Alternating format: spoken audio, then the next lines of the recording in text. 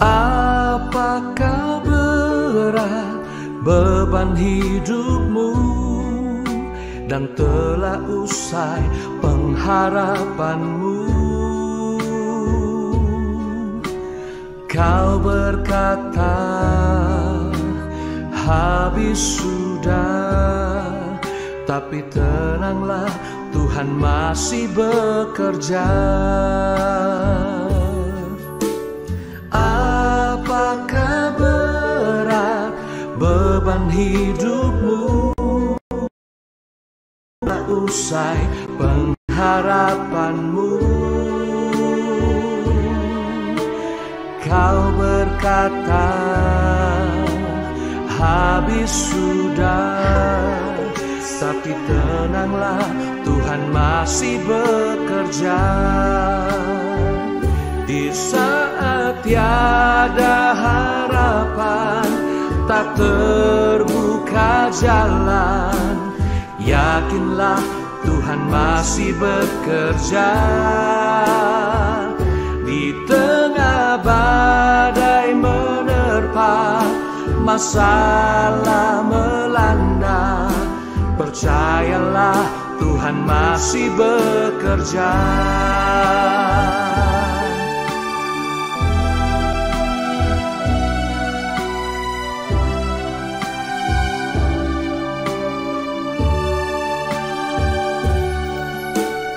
Apakah berat beban hidupmu dan telah usai pengharapanmu?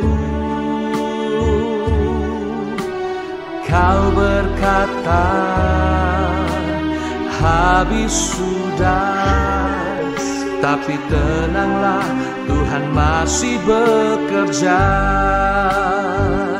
Di saat tiada harapan, tak terbuka jalan, yakinlah Tuhan masih bekerja. Di tengah badai menerpa, masalah melanda, percayalah Tuhan masih bekerja. Di saat tiada harapan, tak terbuka jalan, yakinlah Tuhan masih bekerja. Di tengah badai menerpa, masalah melanda, percayalah Tuhan masih bekerja. Tiada yang mustahil bagi Allah, serta bagi yang percaya. Semua badai taufan diteduhkannya, percayalah Tuhan masih bekerja. Saat tiada harapan, tak terbuka jalan, yakinlah Tuhan masih bekerja. Di tengah badai menerpa, masalah melanda, percayalah Tuhan masih bekerja. Di saat tiada harapan, tak terbuka jalan, yakinlah Tuhan masih bekerja. Di tengah badai menerpa, masalah melanda, Percayalah Tuhan masih bekerja. Percayalah Tuhan masih bekerja. Percayalah Tuhan masih bekerja. Percayalah Tuhan masih bekerja. Percayalah Tuhan masih bekerja.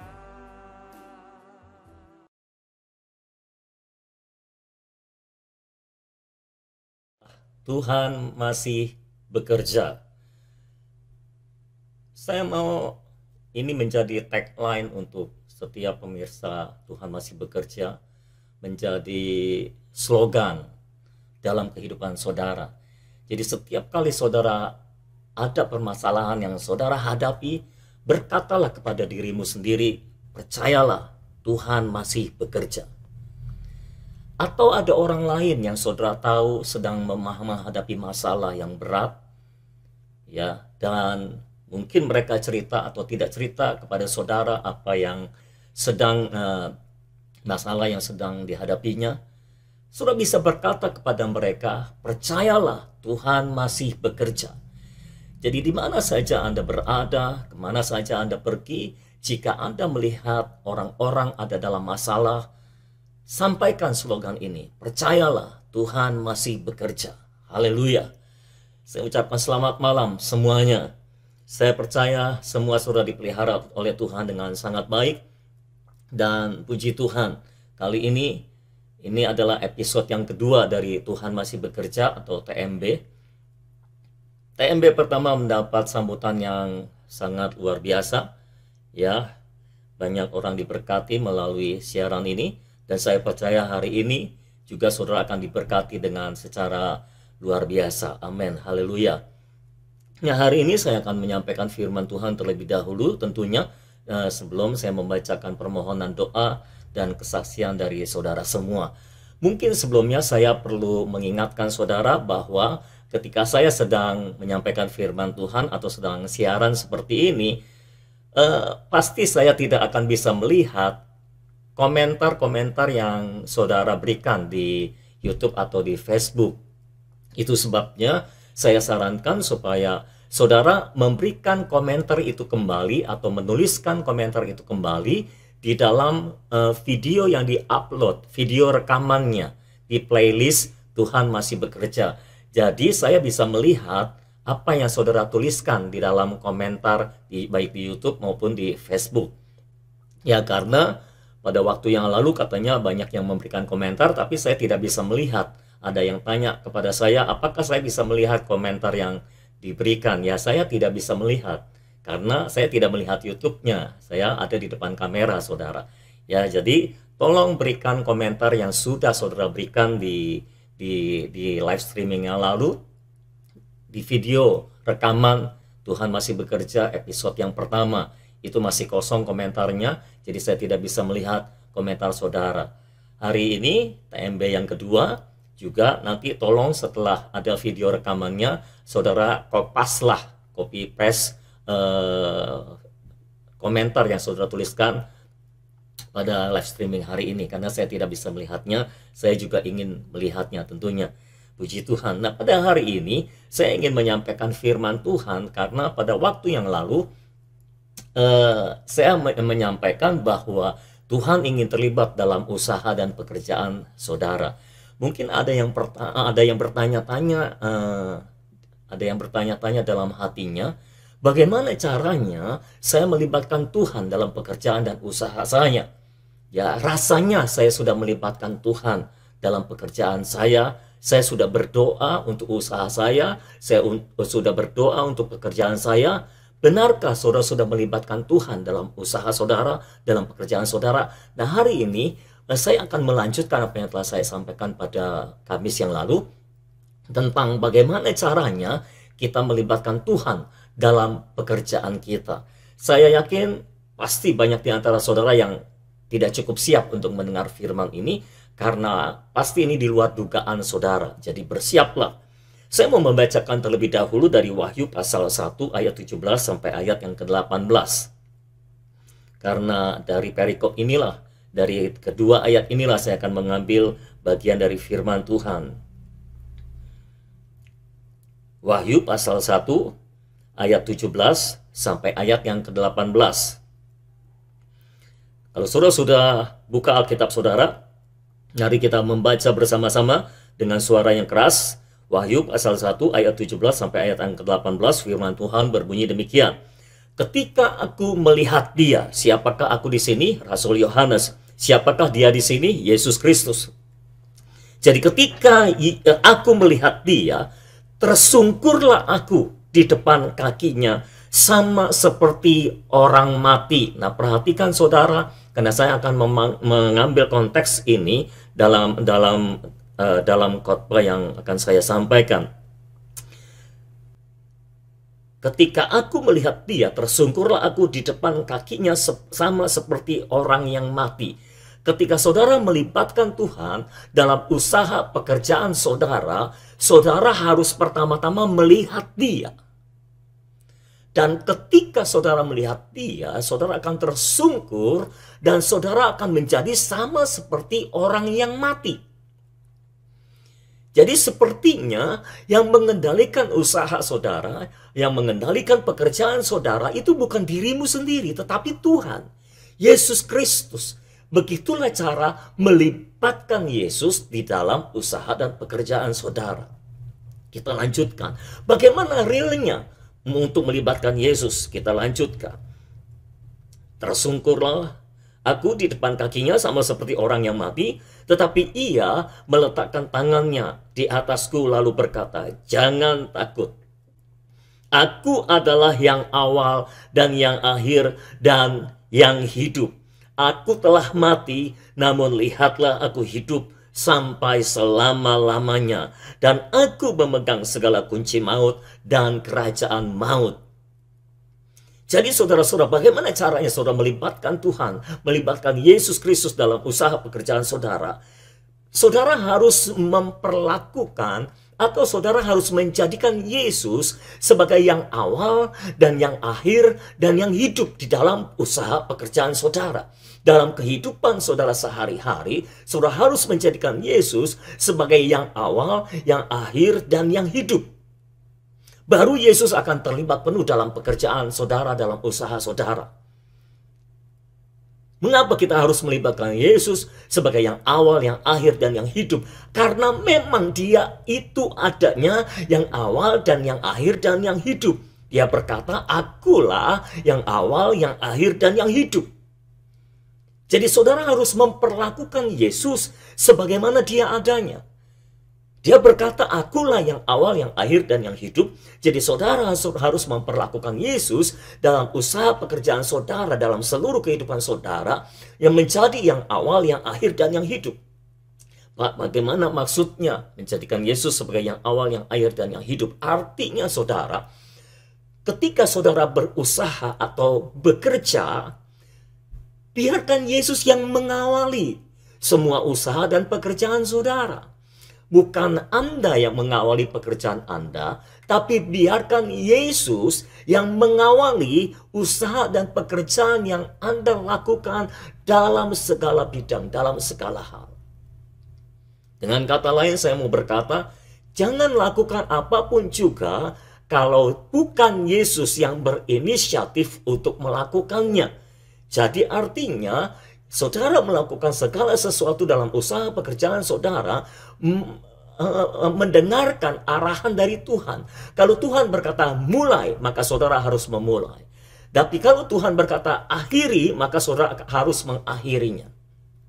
Itu artinya saudara sedang menjadikan Yesus sebagai yang awal, yang akhir, dan yang hidup. Kalau saudara sudah menjadikan Yesus sebagai yang awal dan yang akhir dalam usaha pekerjaan saudara, maka saudara akan melihat, akan mengalami bahwa dia bukan hanya yang awal dan yang akhir, tapi dia juga adalah yang hidup.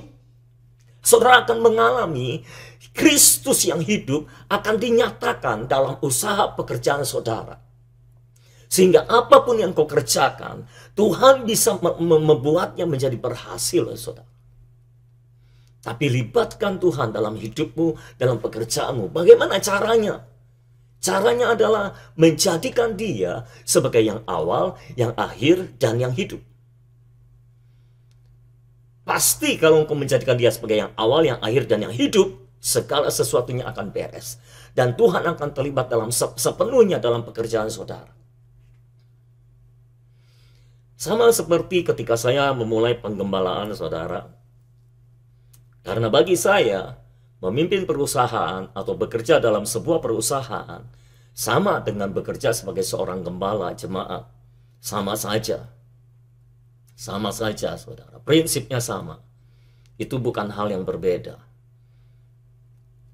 Apakah saya harus berdoa? Ya, saya harus berdoa. Apakah saudara dalam usaha harus berdoa? Ya, saudara harus berdoa. Apakah saya harus mengikuti arahan Tuhan? Ya, saya harus mengikuti arahan Tuhan. Apakah saudara juga perlu mengikuti arahan Tuhan? Tentu saja saudara perlu mengikuti arahan Tuhan. Karena hanya dengan demikianlah saudara menjadikan Yesus sebagai yang awal, yang akhir, dan yang hidup dalam hidup saudara. Ketika saya memulai penggembalaan saya, siapakah yang memulai? Bukan saya, tapi Yesus. Karena pada dasarnya, saya tidak ingin menjadi gembala pada waktu itu. Saya bahkan menghindari untuk menjadi gembala pada waktu itu, saudara. Tapi Yesus yang memulai pelayanan ini. Yesuslah yang membawa saya untuk pada akhirnya menjadi seorang gembala jemaat. Dan tempatnya pun Yesus yang menentukan, bukan saya. Karena ada beberapa tempat waktu itu sebetulnya saudara yang membutuhkan gembala. Tetapi Tuhan menghentarkan saya ke tempat ini dengan caranya yang ajaib. Saya tidak sempat menceritakannya karena waktu saudara. Ya. Nah, Tuhan yang memulai. Itu sebabnya saya jadi gembala. Ini bukan inisiatif saya saudara. Tapi inisiatif Tuhan sendiri. Dan ketika saya memulai perjalanan penggembalaan saya pun, saya tidak melakukan apa-apa kalau tidak diperintahkan oleh Tuhan untuk melakukannya. Tapi kalau saya sudah yakin ini perintah Tuhan, maka saya akan jalan, saya akan lakukan apapun yang terjadi, apapun hambatannya, saya akan terobos, saya akan lakukan. Nah, ada banyak orang saudara, pada waktu awal, dia menjadikan Yesus sebagai yang awal dalam usahanya. Ada banyak gembala juga ketika dia merintis jemaat. Dia menjadikan Yesus sebagai yang awal dalam usaha perintisan jemaatnya. Tapi ketika jemaat sudah bertumbuh, ketika jemaat sudah menjadi besar, gereja sudah menjadi besar, dia tidak lagi melibatkan Yesus dalam semua usahanya. Dia tidak lagi menjadikan Yesus menjadi yang awal dan yang akhir. Dan yang hidup. Dia tidak lagi bergantung kepada Yesus, dia tidak lagi mengandalkan Yesus dalam segala usahanya. Dia lakukan apapun yang dia mau lakukan karena semua resources dia sudah miliki. Pada awalnya ketika semua resources dia tidak miliki, maka dia mencari Yesus untuk pemenuhan kebutuhan, pemenuhan sumber-sumber. Tapi ketika semua sumber-sumber sudah ada, seringkali kita tidak lagi melibatkan Yesus. Itulah kesalahan banyak orang, saudara. Nah, di antara saudara yang mendengar siaran ini, melihat siaran ini, mungkin ada di antara saudara yang sedang mengalami kesulitan dalam usaha saudara. Ayo kita koreksi diri, ayo kita evaluasi diri. Apakah kita sudah melibatkan Yesus sebagai yang awal, yang akhir, dan yang hidup? Melibatkan Yesus sebagai yang awal, yang akhir, dan yang hidup dalam kehidupan kita, dalam pekerjaan dan usaha kita, memiliki pengertian bahwa dari awal sampai akhirnya kita terus bergantung kepada Dia saja. Kita terus mengandalkan Dia saja dalam semua yang kita usahakan, dalam semua yang kita kerjakan, saudara. Ketika kita memiliki masalah di dalam pekerjaan dan usaha kita, apa yang harus kita lakukan? Kita bawa semua permasalahan ke dalam kehadapan Tuhan. Biar Tuhan yang membereskannya. Kita cari tahu jawabannya dari Tuhan, jangan dijawab sendiri. Kalau saudara jadi siswa atau mahasiswa, diberikan pertanyaan, pastikan jawabannya jangan dari pikiranmu sendiri, tapi sesuai dengan jawaban yang diinginkan oleh gurumu, oleh dosenmu. Pastikan jawabannya jawaban yang dari dosenmu atau gurumu, baru dibenarkan. Kalau berbeda dengan apa yang diajarkan oleh dosen atau gurumu, maka tidak akan dibenarkan jawabanmu walaupun engkau merasa benar. Nah, seringkali kita mengatasi, mencari solusi atas setiap permasalahan kita, dan kita menjawab sendiri semua pertanyaan dalam pekerjaan dan usaha kita. Dan itulah yang menyebabkan kegagalan kita dalam usaha pekerjaan kita. Karena kita tidak melibatkan Yesus, karena kita tidak menerima jawabannya dari Yesus untuk setiap permasalahan yang kita hadapi dalam usaha dan pekerjaan kita. Itu sebabnya saudara, sejak hari ini ayo libatkan Yesus dalam pekerjaan saudara. Jangan mengandalkan kekuatanmu sendiri, jangan mengandalkan kemampuanmu sendiri, jangan mengandalkan kepintaranmu sendiri, juga jangan mengandalkan relasimu saudara. Karena relasi bisa meninggalkanmu, kemampuanmu juga terbatas, kecerdasanmu juga terbatas. Tapi kehebatan Tuhan tidak pernah terbatas. Kemampuan Tuhan, kuasa Tuhan tidak pernah terbatas. Apapun bisa diterobos oleh kuasa ilahinya. Itu sebabnya, ayo kita bergantung kepada Tuhan saja. Dalam setiap usaha yang kau kerjakan, dalam setiap pekerjaan yang kau lakukan, ayo bergantung kepada Tuhan. Ayo mengandalkan Tuhan. Jadikan Dia sebagai yang awal dan yang akhir dan yang hidup di dalam usaha dan pekerjaanmu. Saya pastikan saudara akan melihat kuasa Allah bekerja dalam usaha dan pekerjaan saudara. Karena kalau engkau telah menjadikan Dia sebagai yang awal dan yang akhir, seluruh awal sampai akhirnya usahamu dipimpin oleh Roh Kudus-Nya, dipimpin oleh Dia sendiri. Seluruh permasalahan dijawab oleh Tuhan Yesus sendiri. Maka saya percaya engkau akan mengalami Yesus yang hidup, akan terlibat dengan jelas dalam pekerjaan saudara. Apa yang dulu tidak bisa engkau lakukan, akan bisa engkau lakukan bersama dengan Yesus. Apa yang dulu sudah engkau kerjakan, tapi tidak memunculkan hasil. Tapi kali ini ketika engkau mengandalkan Yesus, engkau melakukannya sekali lagi dengan mengandalkan Yesus, maka saya percaya apa yang kau kerjakan akan berhasil. Setiap langkah dalam hidupmu minta arahan daripada Tuhan. Setiap persoalan minta jawaban daripada Tuhan. Apakah engkau harus ke kiri atau ke kanan? Atau apakah engkau harus melanjutkan usaha yang kau kerjakan? Atau engkau harus beralih? Atau dengan kata lain banting setir? Apakah engkau tetap bekerja dalam satu perusahaan itu? Atau engkau pindah? Bahkan buat saya saudara, buat saya, pindah dari satu kantor ke kantor lain pun itu nggak sembarangan. Harus tanya kepada Yesus, harus minta persetujuan Yesus. Kalau dia bilang pindah, maka engkau pindah. Kalau dia bilang tahan, jangan dulu, tetap di situ, ya engkau harus bertahan dulu di situ. Karena Dia yang menjadi yang awal dan yang akhir dalam usaha dan pekerjaanmu. Itulah yang saya maksudkan dengan menjadikan Yesus sebagai yang awal dan yang akhir dalam usaha dan pekerjaan saudara. Kalau saudara melakukan itu, saya percaya apapun permasalahannya, mau pandemi, mau epidemi, mau demi-demi yang lainnya, saya percaya Tuhan sanggup menolong saudara. Amin, saudara. Saya percaya Tuhan punya kuasa yang cukup bahkan melampaui semua masalah saudara. Tidak ada masalah yang tidak punya solusi di hadapan Tuhan.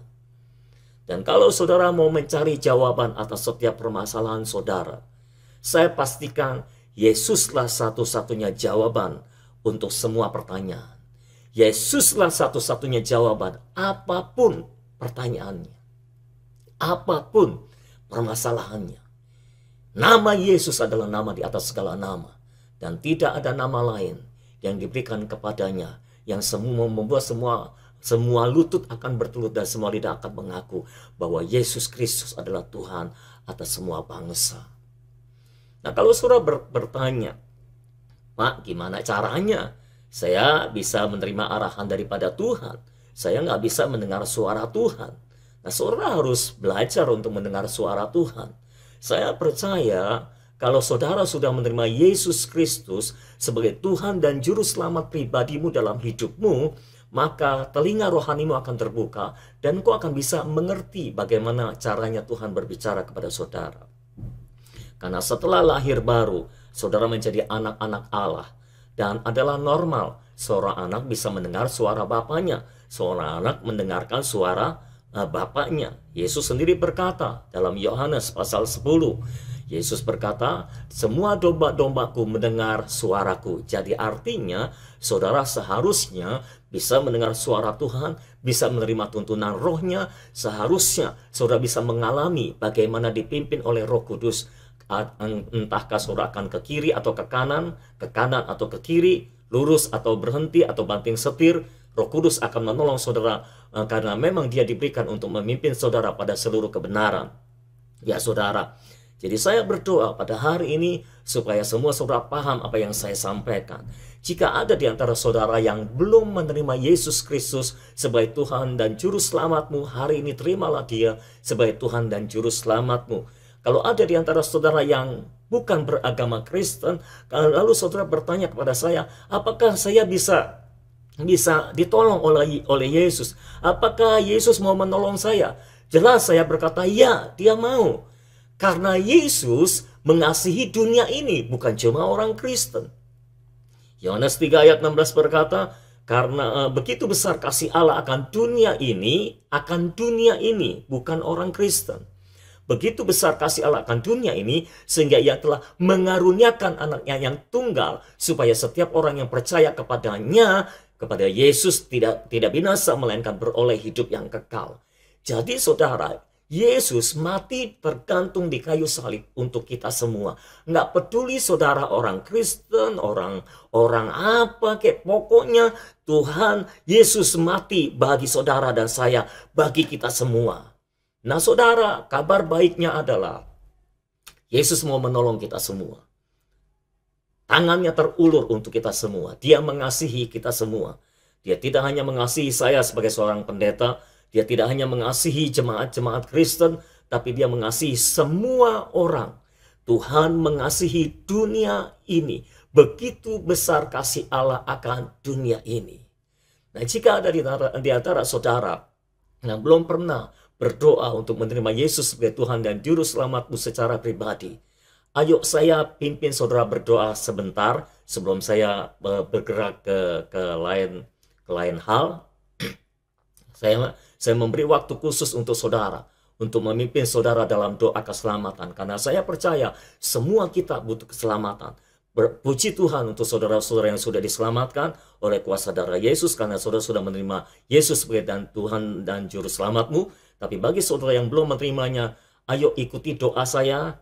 Ya, taruh tanganmu di atas dadamu dan ikuti doa saya sekarang. Bapa dalam surga, aku percaya Yesus mengasihiku. Aku percaya Yesus juga mati bagiku. Aku percaya aku bisa menerima Dia sebagai Tuhan dan Juru Selamatku. Apapun agamaku. Aku percaya Yesus menerimaku sebagai anaknya. Aku membuka hatiku sekarang ya Tuhan. Masuklah dalam hatiku. Jadi Tuhan dan Juru Selamat bagiku sekarang. Aku dilahirkan kembali dan menjadi anak Allah sekarang ini. Terima kasih Tuhan. Dalam nama Yesus. Amin. Amin. Saya ucapkan untuk selamat kepada saudara yang sudah terima Yesus barusan. Saya berdoa supaya semakin banyak orang menerima Yesus sebagai Tuhan dan Juru Selamat secara pribadi, supaya mereka bisa melibatkan Yesus dalam segala usaha dan pekerjaan mereka. Ya saudara, nah saya mau membacakan beberapa permohonan doa. Saya sengaja khotbahnya agak pendek supaya bisa lebih banyak membahas pokok-pokok doa saudara, ya. Nah, saya akan gabungkan pokok doa dengan kesaksian karena menurut hemat saya ada beberapa kesaksian yang akan bisa menguatkan saudara dan membangkitkan saudara sehingga saudara pun bisa menerima apa yang telah mereka terima dari Tuhan. Saya mau membacakan pokok doa terlebih dahulu, permohonan doa dari Ellen. Saya minta tolong bantu doa, Om. Ya, kehamilan saya sudah waktunya, jadi saya minta tolong dukungan doa dalam hal proses melahirkan, biaya melahirkan, dan supaya saya dan anak saya sehat. Jadi kita akan berdoa untuk Ellen, untuk proses kehamilannya yang sudah dekat, untuk biaya melahirkannya, dan supaya keduanya, ibu dan anak ini sehat. Lalu tolong doakan juga untuk suami saya yang sedang merintis usaha reparasi. Minta tolong dukungan doa mengenai konsumennya, karena saya sudah iklan di OLX, sedang proses di Google Business, dan rencana mau buat brosur untuk disebar. Terima kasih atas dukungan doanya, Om. Ya, sama-sama Ellen. Nah, saudara, sebelum saya mendoakan Ellen, saya membahas dulu terlebih dahulu atau memberikan ajaran kepada saudara terlebih dahulu, khususnya bagi saudara yang sudah berkeluarga. Kalau saudara sudah berkeluarga, tolong pahami hal ini, tolong pahami prinsip ini. Memiliki anak harus direncanakan. Memiliki anak tidak boleh menjadi seperti kecelakaan yang tidak bisa ditolak begitu saudara, ya. Jadi saudara harus rencanakan, karena ketika anak itu lahir kita harus membesarkan dia, dan membesarkan seorang anak butuh biaya banyak. Jadi bagi saudara-saudara yang mau punya anak, tolong siapkan keuangan saudara supaya saudara mapan dulu baru punya anak. Nah, kalau saudara belum punya uangnya tapi sudah punya anak, menurut saya itu adalah tindakan nekat, bukan iman. Karena iman seharusnya berhitung, saudara. Jadi, saudara harus rencanakan kapan saudara mau punya anak, ya. Lalu bagaimana caranya membesarkan itu anak? Saudara harus persiapkan semuanya. Baru saudara bisa disebut sebagai orang tua yang bertanggung jawab. Nah, saya tidak memahami kondisinya. Bagaimana, saya bicara secara umum, bukan hanya untuk Ellen maksud saya, tapi secara umum bagi saudara-saudara yang mau punya anak, saudara harus persiapkan semuanya. Karena kalau saudara sudah punya anak, biaya hidup itu besar, saudara. Biaya sekolah juga besar, susu juga sudah mahal sekarang. Jadi, semua-muanya biaya besar, dan itu tidak bisa ditolak biayanya, saudara. Kalau kita sebagai orang tua, kalau lapar, mungkin kita bisa tahan lapar. Tapi anak kita tidak bisa tahan lapar. Jadi harus disiapkan untuk anak kita. Jangan sampai kehadiran si anak bukannya membawa berkat buat kita, malah menjadi kutuk buat kita. Karena dengan kehadiran si anak, kita jadi tambah kacau kehidupannya karena kurangnya keuangan kita. Ya, jadi tambah stres karena punya banyak masalah, termasuk masalah keuangan. Sehingga kalau si anak nangis, kita jadi cepat marah, emosi, ya, akhirnya menganggap si anak sebagai sumber masalah. Padahal si anak tidak tahu apa-apa, kitalah yang menjadi sumber masalahnya. Jadi tolong bagi saudara yang mau punya anak, tolong rencanakan dengan baik. Jangan asal-asalan. Percayalah, Tuhan suka kita mengatur dan merencanakan segala sesuatunya supaya jadi lebih baik. Tuhan suka segala sesuatu yang teratur dan terjamin. Tuhan mau keluarga kita juga menjadi keluarga yang teratur dan terjamin. Jadi rencanakan semuanya. Jangan asal mau punya anak, saudara. Karena anak harus dibesarkan dan dididik dalam kebenaran dan takut akan Tuhan. Jadi dan saya bisa bicara, saudara, bahwa mendidik anak bukanlah hal yang mudah sekarang ini. Bukan hal yang mudah. Jadi persiapkan kalau saudara mau punya anak. Oke. Sekarang kita berdoa untuk Ellen, untuk proses kehamilannya, supaya ibu dan anaknya sehat. Dan kita akan berdoa juga buat suaminya yang sedang merintis usaha reparasi barang-barang elektronik, begitu, kulkas, TV gitu ya, saudara. Ayo mari kita berdoa bersama-sama, satukan hati, kita doa sepakat. Di dalam nama Yesus, kami datang Tuhan membawa kebutuhan Ellen, saudara kami di dalam nama Yesus. Tuhan, Engkau tahu Tuhan, kehamilannya sudah mendekati kelahiran. Dan proses kelahirannya akan segera tiba Tuhan. Kami berdoa di dalam nama Yesus. Tangan Tuhan diulurkan atas kehidupan Ellen, atas tubuhnya Ellen, baik secara roh, jiwa, dan tubuh, secara fisik dan mental. Engkau persiapkan Ellen untuk melahirkan. Engkau memberikan kesehatan yang sempurna kepada Ellen di dalam nama Yesus. Engkau juga yang memberikan kesehatan yang sempurna kepada bayi di dalam kandungannya. Dan pada harinya kalau waktunya dia melahirkan, kami mohon pertolongan dan perlindungan ilahi-Mu ada dalam kehidupan Ellen. Jagai, lindungi Ellen di dalam nama Yesus. Jagai, lindungi Tuhan. Kedua-duanya selamat, kedua-duanya sehat di dalam nama Yesus. Kami berdoa juga Tuhan Oh Tuhan, Engkau siapkan biayanya Tuhan. Engkau tolong, Engkau berkati Ellen, Engkau berkati suaminya, pekerjaannya Tuhan. Sehingga Tuhan, mereka bisa disiapkan untuk semua pembiayaan rumah sakitnya, pembiayaan biaya kelahirannya Tuhan. Engkau tolong siapkan, Engkau tolong sediakan Tuhan. Berkatilah Ellen dan suaminya Tuhan. Kami berdoa untuk usaha suaminya yang baru merintis usaha reparasi Tuhan, barang-barang elektronik. Kami berdoa Engkau buka jalan Tuhan, supaya klien-klien berdatangan Tuhan untuk mereparasi Tuhan. Engkau tolong buka jalan Tuhan. Engkau sebarkan berita ini dari mulut ke mulut, supaya semua orang tahu Tuhan, ada usaha ini Tuhan di rumahnya Tuhan. Kami berdoa di dalam nama Yesus, Engkau campur tangan atas keperluan Ellen ini di dalam nama Yesus. Kami percaya Engkau mengasihi Ellen, Engkau mengasihi suaminya dan mengasihi anaknya juga Tuhan. Kami berdoa damai sejahtera Allah, sukacita Allah turun atas kehidupan Ellen dan keluarganya sekarang. Di dalam nama Yesus, amin, amin, amin, haleluya. Kita percaya doa kita didengar oleh Tuhan karena kita berdoa dengan iman. Yang berikutnya, ada seorang ibu yang tidak mau disebutkan namanya, ya. Dia berkata, tolong doakan supaya Tuhan melindungi saya dan anak saya dan Deka. Saya nggak tahu siapa ini Deka. Mungkin suaminya, karena nggak jelas. Tuhan berkati pekerjaan saya dan berikan jalan untuk saya membahagiakan anak saya. Saya juga tidak tahu maksudnya membahagiakan anak saya ini bagaimana. Kurang jelas juga. Tuhan berikan kesehatan saya dan anak saya dan juga Deka. Tuhan berikan jalan kebersamaan saya dan Deka. Tuhan gerakan hatinya kembali pada saya. Amin. Nah, saya tidak tahu apa masalah yang dihadapi oleh ibu ini karena tidak jelas. Saya dorong semua saudara yang mengajukan permohonan doa ke nomor WhatsApp atau melalui apapun juga, tolong berikan permasalahannya dengan sangat jelas supaya kita bisa berdoa secara spesifik. Karena kalau saudara berdoa, saudara harus berdoa secara spesifik. Ya. Contoh saudara.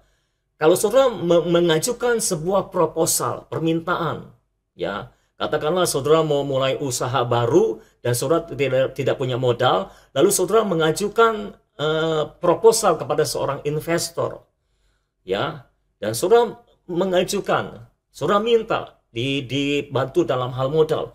Lalu investornya tanya, kamu mau usaha apa? Saya belum tahu, Pak. Pokoknya yang penting saya mau usaha. Loh, kamu mau usaha apa? Belum tahu, tapi mau usaha, lalu saya harus memberikan modal. Bagaimana mungkin? Ya kira-kira kayak gini, kira-kira kayak gitu. Nggak bisa saudara. Saudara harus, proposal saudara itu harus jelas, harus spesifik. Baru investor bisa menanamkan modalnya, memberikan bantuannya kepada saudara.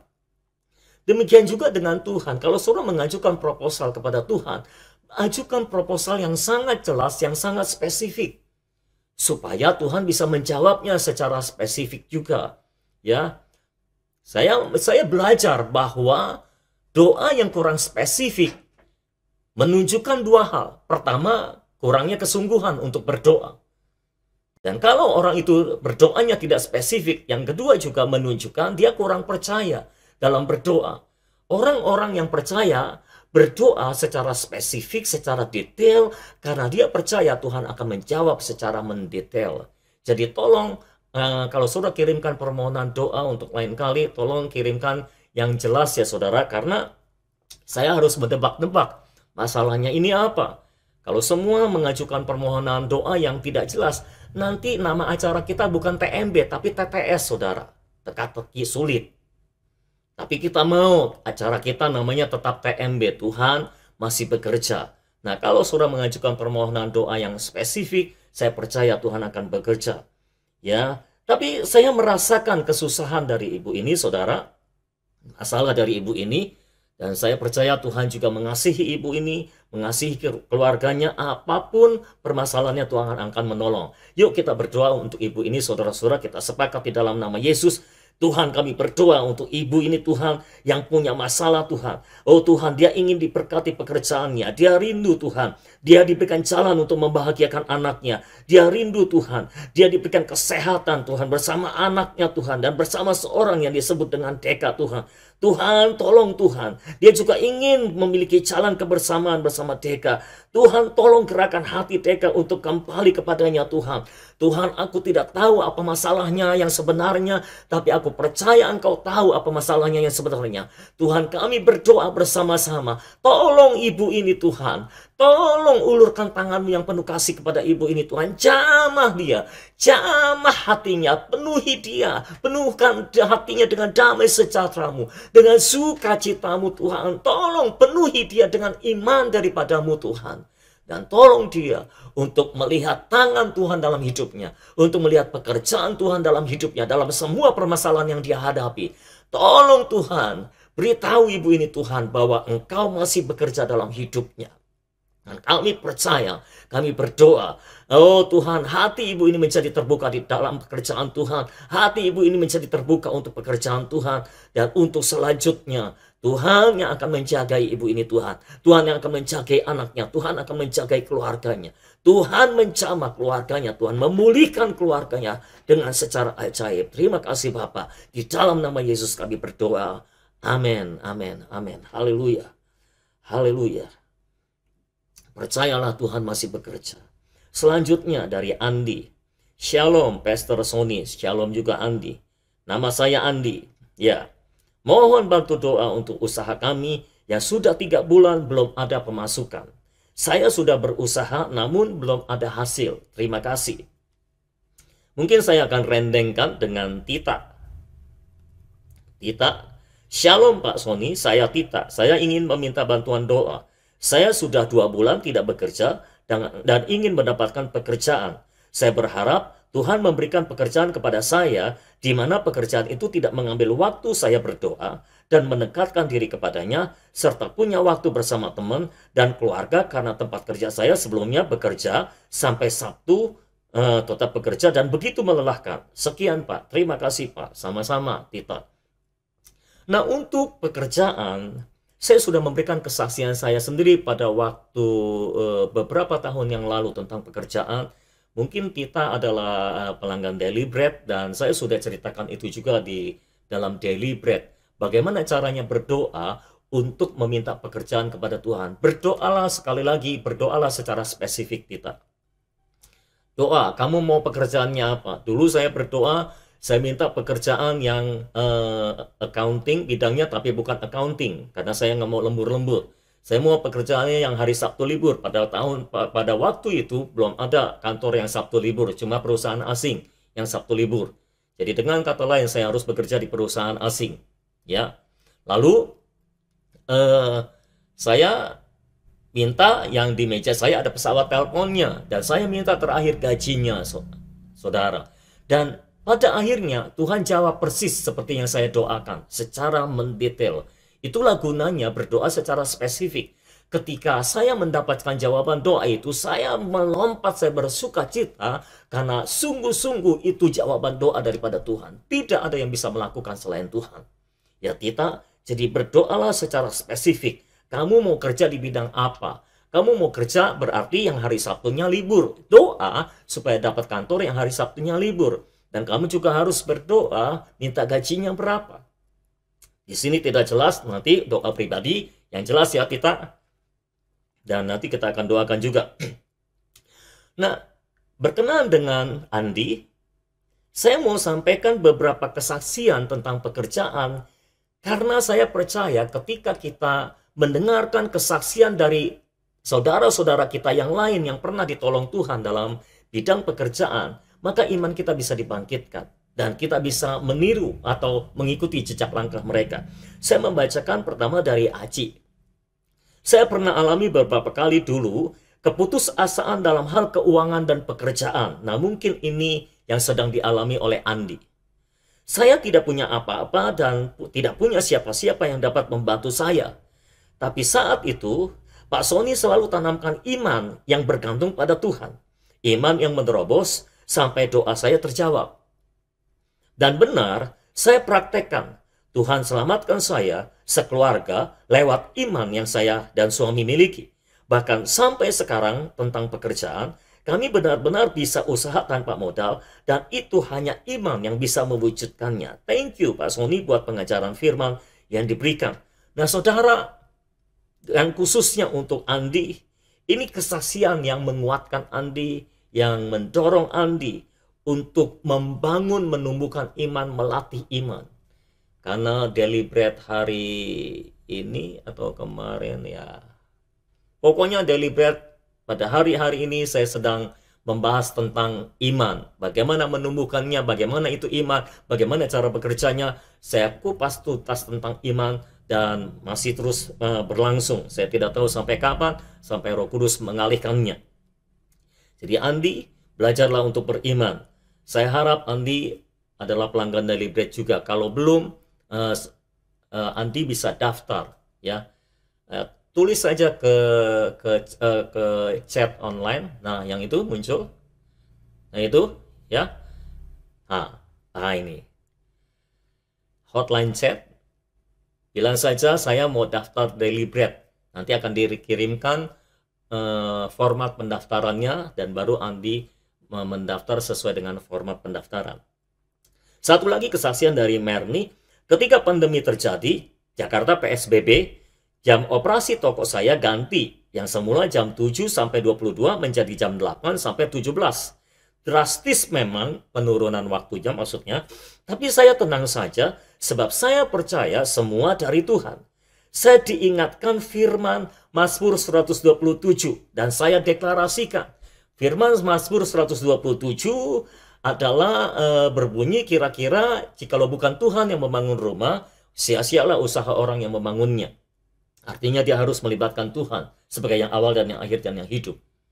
Ya, sia-sialah kamu bangun pagi-pagi mencari roti, mencari berkat karena Tuhan memberkati orang yang dicintainya pada waktu tidur. Itu Mazmur 127 kira-kira. Dia mendapatkan firman itu, diingatkan firman itu dan dideklarasikan. Saya melihat omset penjualan tidak berkurang. Sama bahkan lebih besar, itulah Tuhan. Dan Andi, itulah Tuhan. Kalau engkau percaya, Tuhan bisa mengubah keadaanmu. Ya, nggak peduli apapun bidang pekerjaanmu, Tuhan bisa mengubah keadaanmu. Nah, kedua kesaksian itu saya harap bisa mendukung, mendorong Andi dan Tita. Kita akan berdoa untuk Andi dan Tita dan Aji, Merni yang sudah mengalami. Ayo kita dukung mereka dalam doa dengan iman supaya mereka tertolong oleh Tuhan. Bapak, hari ini kami datang. Kami membawa masalah Andi ke dalam tangan Tuhan. Kami minta di dalam nama Yesus, Engkau tolong dia dalam usahanya Tuhan. Engkau buka jalan Tuhan. Sudah 3 bulan ini tidak ada penghasilan, tidak ada pemasukan. Oh tolong kasihani Andi Tuhan. Buka jalan buat dia Tuhan di dalam nama Yesus. Semua jalan yang tertutup selama ini menjadi terbuka di dalam nama Yesus. Tuhan, Roh Kudus tolong berbicara kepada Andi. Apa yang harus dia lakukan. Dan tolong ingatkan firman Tuhan kepada Andi untuk diperkatakan, untuk dideklarasikan, untuk membangun imannya ya Tuhan. Dan kami minta sekarang Engkau membuka jalan-jalan yang tertutup selama ini kepada Andi di dalam nama Yesus. Jalan-jalan yang terbuka kami perintahkan, jalan-jalan yang tertutup selama ini kami perintahkan untuk terbuka sekarang di dalam nama Yesus. Pintu-pintu yang tertutup kami perintahkan terbuka di dalam nama Yesus. Engkau memberikan hikmat kepada Andi untuk melakukan apa yang seharusnya dia lakukan Tuhan. Dan Engkau memberikan arahan kepada Andi untuk melakukan apa yang Engkau ingin dia lakukan. Terima kasih Tuhan, Engkau terus memberikan damai sejahtera dan sukacitamu dalam hati Andi, sehingga dia bisa berpikir jernih untuk menghadapi semua masalahnya. Di dalam nama Yesus kami berdoa, dan kami percaya Engkau sudah menjawab doa kami ini. Kami berdoa juga untuk kita yang inginkan sebuah pekerjaan Tuhan. Tuhan, dia ingin pekerjaan yang hari Sabtu libur, yang tidak mengganggu waktunya untuk bersekutu dengan Engkau Tuhan. Oh Tuhan, tolong dia, berikan pekerjaan itu Tuhan. Oh Tuhan, pertemukan dia dengan orang-orang yang tepat, dengan kantor-kantor yang tepat Tuhan, seperti yang dia inginkan, supaya persekutuannya dengan Engkau tidak terganggu. Kami berdoa di dalam nama Yesus, supaya Engkau menolong kita, membukakan jalan baginya untuk menemukan pekerjaan yang cocok buat dia. Terima kasih Bapa buat kasih karunia-Mu. Di dalam nama Yesus kami berdoa. Amin. Amin. Nah, untuk pekerjaan satu lagi yang saya diingatkan, saudara, untuk pekerjaan, kalau saudara belum berkeluarga, saya rasa kita belum berkeluarga, Tidak apa-apa kalau saudara dengan gampang berhenti dari pekerjaan sebelum mendapat pekerjaan yang baru. Tapi kalau saudara sudah berkeluarga, please, saudara tidak bisa bereksperimen lagi kalau saudara sudah berkeluarga. Jadi kalau saudara sudah berkeluarga, saudara tidak bisa sembarangan keluar dari kantor sebelum saudara mendapatkan penghasilan yang baru. Saudara harus pastikan saudara terus bisa mendapatkan penghasilan karena kebutuhan terus berjalan. Kalau engkau sudah punya keluarga, kalau engkau sudah punya anak, ya langkahnya harus lebih hati-hati. Oke, kita lanjutkan.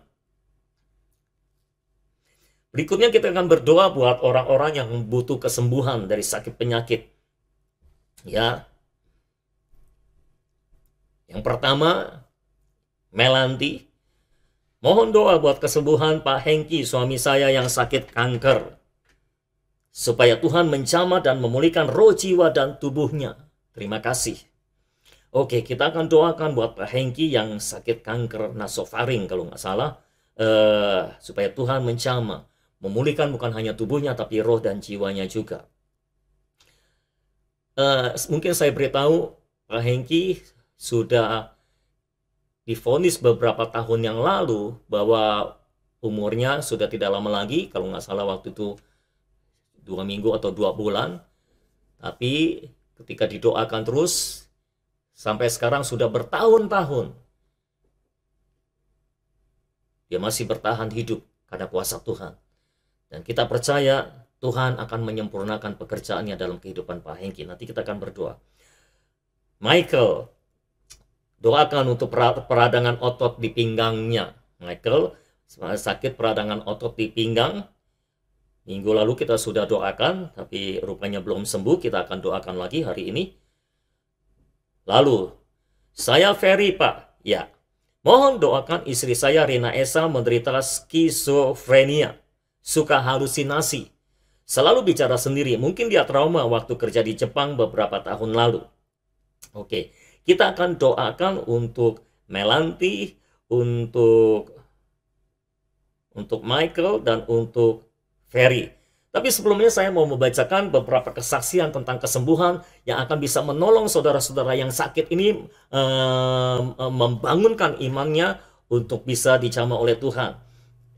Brian, thanks Pak doanya untuk adik saya Ade. Rupanya Ade itu yang kita doakan kelencar getah bening pada Kamis yang lalu adalah adiknya Brian, saudara. Dan akhirnya saya mendapatkan jawabannya bahwa Ade adalah seorang laki-laki. Memang ada 3 benjolan kelencar getah bening di leher belakangnya. Nah saudara, Brian mengkonfirmasi bahwa benjolannya memang ada di leher belakangnya, di bagian lehernya. Ingat, yang pada waktu lalu ketika kita berdoa, saya merasa Tuhan menjamah tenggorokan Ade di bagian tenggorokan. Ya, rupanya di bagian leher. Dalam ketidaktahuan saya menyebutnya tenggorokan. Jadi di bagian sekitar leher kira-kira ada 3 benjolan kelencar getah bening. Lalu Ade sendiri mengirimkan chat juga. Dia berkata, "Selamat sore Pak, saya mau kesaksian. Panas saya dimulai setiap hari menjelang sore. Setiap siang menjelang sore. Jadi panasnya dimulai setiap siang menjelang sore. Saya nggak tahu apakah ini setiap hari. Sepertinya setiap hari. Saya mendengarkan lagu Kristen, langsung reda panasnya. Puji Tuhan, puji Tuhan. Dan aku mau minta didoakan atas kelenjar getah beningnya di leher kiriku di bawah kuping. Oh, rupanya di bawah kuping. Puji Tuhan, sekarang udah mendingan, mengecil walau masih ada. Puji Tuhan." Jadi saudara, kita sudah mendoakan Ade, kelencar getah beningnya sudah mengecil sekarang. Puji Tuhan untuk itu. Dan hari ini kita akan doakan lagi supaya hilang sama sekali. Ya, ada yang langsung, ada yang proses memang. Tapi saya mau Ade percaya bahwa Tuhan menyembuhkan. Waktu itu saya sudah bilang, saya merasa Tuhan menjamah bagian tenggorokan atau bagian lehernya Ade. Berarti Tuhan memang sudah menjamah. Jadi yang perlu Ade lakukan adalah percaya kepada Dia, kepada jamahannya, kepada firman yang sudah dilepaskan. Lalu Merlia, saat berdoa untuk Ade yang sakit kelenjar getah bening, saya juga baru ingat. Kira-kira tahun kemarin ada benjolan di leher sebelah kiri. Jadi ini kasusnya sama dengan Ade, tolong Ade dengarkan. Makin lama makin gede benjolannya. Tiap hari saya lihat kaca sambil pegang benjolannya. Lalu doa deklarasi. Jadi Maria mendeklarasikan firman Tuhan, mendeklarasikan kesembuhannya dengan iman.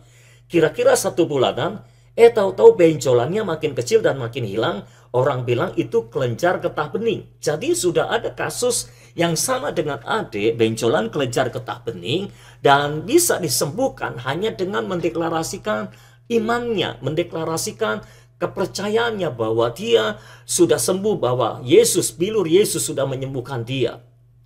Jadi itu bisa dilakukan oleh adik juga. Lalu, Merni, tubuh saya pernah banyak lebam biru-biru. Muncul di kaki kiri lebam biru cukup besar, dan anak saya langsung ngadu sama kakaknya karena saya nggak mau dibawa ke dokter. Akhirnya saya dipaksa pergi ke dokter. Dan dokter katakan itu leukemia, kanker darah. Saya pulang, saya deg-degan. Tapi saya doa saja. Setelah lama lebam biru di kaki kiri hilang, tapi muncul di tangan. Jadi di kaki kiri hilang, lebam birunya muncul di tangan, saudara. Dan begitu seterusnya, hilang di sini, muncul di situ, hilang di sini, muncul di situ, kira-kira gitu. Saya doa deklarasi dan memerintah, kembali doa deklarasi dan memerintah, di dalam nama Yesus, aku perintahkan semua lebam-lebam pergi. Aku tolak semua lebam-lebam dan aku tidak izinkan engkau ada dalam tubuhku. Aku deklarasikan kesembuhanku. Oleh bilur-bilurnya aku telah sembuh. Amin. Sampai sekarang itu lebam-lebam biru tidak pernah muncul lagi. Amin. Jadi Melanti, Michael, Ade, itu yang bisa engkau lakukan. Deklarasi firman. Khususnya untuk Ade, itu yang bisa engkau lakukan. Karena pernah ada yang seperti Ade, benjolan di lehernya, dan hilang begitu saja hanya dengan mendeklarasikan firman. Atau mendeklarasikan imannya, kepercayaannya bahwa Yesus menyembuhkan. Atau dengan memerintahkan supaya pergi. Seperti yang dilakukan oleh Merni. Jadi kesaksian-kesaksian ini saya harap bisa mendukung Ade khususnya. Karena mirip kasusnya. Lalu Vinyo, saya menyaksikan pertolongan Tuhan dalam hidup saya. Sudah 2 bulan lebih tangan kanan saya sakit seperti kesemutan dan mudah pegel sekali. Nah ini mirip dengan Michael kasusnya. Saya coba kerokin dan kadang-kadang saya tempelin koyo di lengan bagian atas sambil saya deklarasikan kesembuhan, tapi belum sembuh juga. Sampai waktu mengikuti program TMB, kita mendoakan Eka yang tangannya sakit. Saat itu saya baru sadar ternyata tangan kanan saya sudah enggak berasa sakit lagi. Sudah sembuh sampai sekarang. Puji Tuhan. Nah ini kesembuhannya beda lagi saudara. Vinyo sembuh karena dia mendoakan orang lain.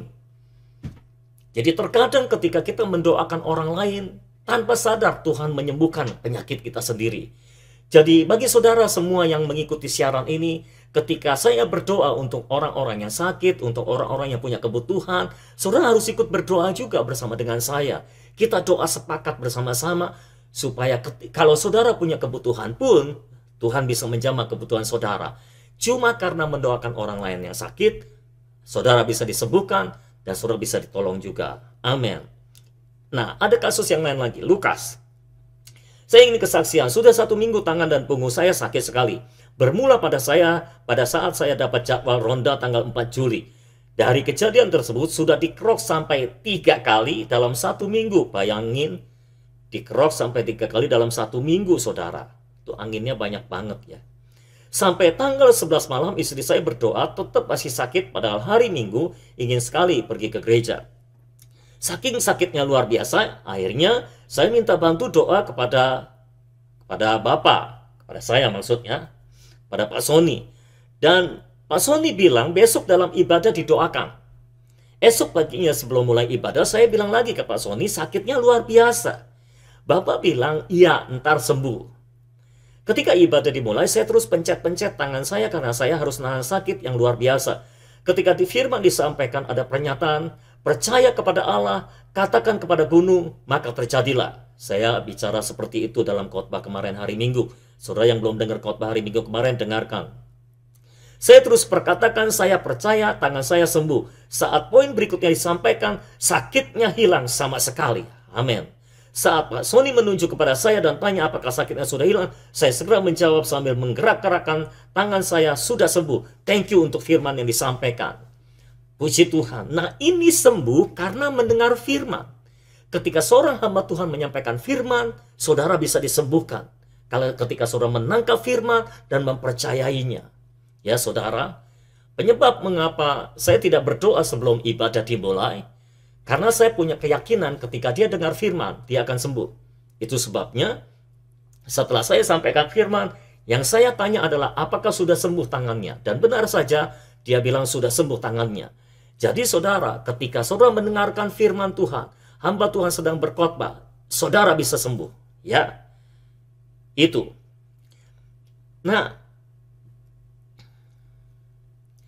saudara, dengan kesaksian-kesaksian ini, ada berbagai macam cara untuk disembuhkan. Penyebab mengapa saya memberikan kesaksian-kesaksian ini adalah karena saya tidak mau saudara bergantung dengan saya. Ya. Saya tidak mau saudara bergantung dengan saya. Acara ini namanya TMB, bukan BBM, bukan TBM, tempat buang masalah. Tapi Tuhan masih bekerja. Saya hanya mau memberikan pengetahuan ini bahwa Tuhan masih bekerja. Itu tugas saya. Ya, mendoakan itu sarana untuk memberitahu saudara bahwa Tuhan masih bekerja. Jadi hari ini kita akan berdoa untuk Melanti, untuk Michael, dan untuk Ferry. Ayo kita doa sama-sama, semua berdoa. Bapa di dalam surga, kami datang kepadamu Tuhan, membawa saudara-saudara kami yang sedang mengalami sakit. Kami berdoa untuk Pak Hengki yang sedang sakit kanker Tuhan. Engkau sudah memelihara dia. Dengan kuasa-Mu dia bertahan hidup sampai sejauh ini Tuhan. Kami berdoa sekarang, mohon Engkau sempurnakan semua kesembuhan yang dialami oleh Pak Hengki. Di dalam nama Yesus, kuasa kesembuhan mengalir sekarang kepada Pak Hengki. Di dalam nama Yesus, kuasa kelepasan terjadi atas kehidupan Pak Hengki. Kami perintahkan roh kanker untuk keluar dari tubuh Pak Hengki sekarang di dalam nama Yesus. Terjadilah kesembuhan yang ilahi, terjadilah kesembuhan yang ajaib sekarang. Pak Hengki bangkit dalam nama Yesus, secara roh, jiwa, tubuh dijamah oleh kuasa Roh Kudus-Nya. Di dalam nama Yesus sembuh, di dalam nama Yesus sekarang sembuh dalam nama Yesus. Kami berdoa juga untuk Michael yang sakit peradangan otot di pinggangnya Tuhan. Di dalam nama Yesus kami perintahkan otot-otot yang radang itu, kami perintahkan jadi sembuh dalam nama Yesus. Semua peradangan hilang sama sekali di dalam nama Yesus. Dan semua ototnya sembuh sekarang di dalam nama Yesus. Semua rasa sakit di pinggangnya kami perintahkan pergi sekarang dalam nama Yesus. Peradangannya pergi, sembuh sekarang di dalam nama Yesus. Terjadilah dalam nama Yesus. Haleluya.